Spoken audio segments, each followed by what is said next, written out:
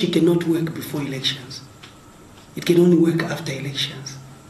When you go and hunt and you bring your prey to the table, people see how big your prey is, then you speak.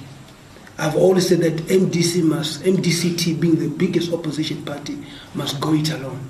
And if they were ever to have a coalition or alliances, it would be on their terms, not to then meet and then come up with a document which spells out how things should go. They were supposed to have the document as the big brother being the biggest opposition party, and say, if you're going to come and work with us, you have to follow these terms and so forth.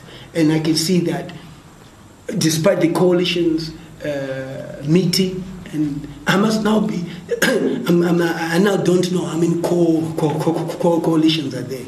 It's supposed to be one, which is supposed to fight the thing ruling party, ZANU-PF. But I'm also seeing factions within the coalitions.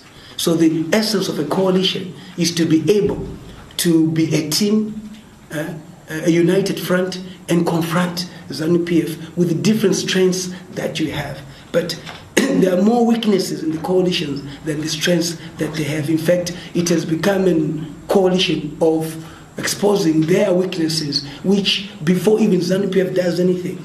The interface that ZANU-PF is embarking on in terms of the youth, mob psychology is critical in terms of people's thinking towards elections, and it is making an impact. 20,000, 30,000 people is not a joke, whether they vote or don't vote, but it immediately makes somebody think that the election has been won before it's even started.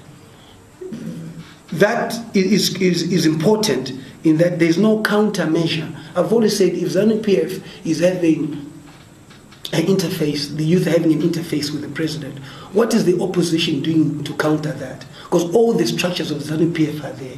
And as soon as they leave that stadium or that gathering, they're able to disseminate information to the structures, which is the rural. You can complain they bust in people, they're using school buses and so forth, but they equally tell you we are hiring, we are paying. What has stopped the opposition from doing the same? In wanting to challenge the thing status quo. Because you cannot be talking and having press conferences, yet you have no structures on the ground. Any movement has got to be supported by structures. And I've not seen any structure whatsoever.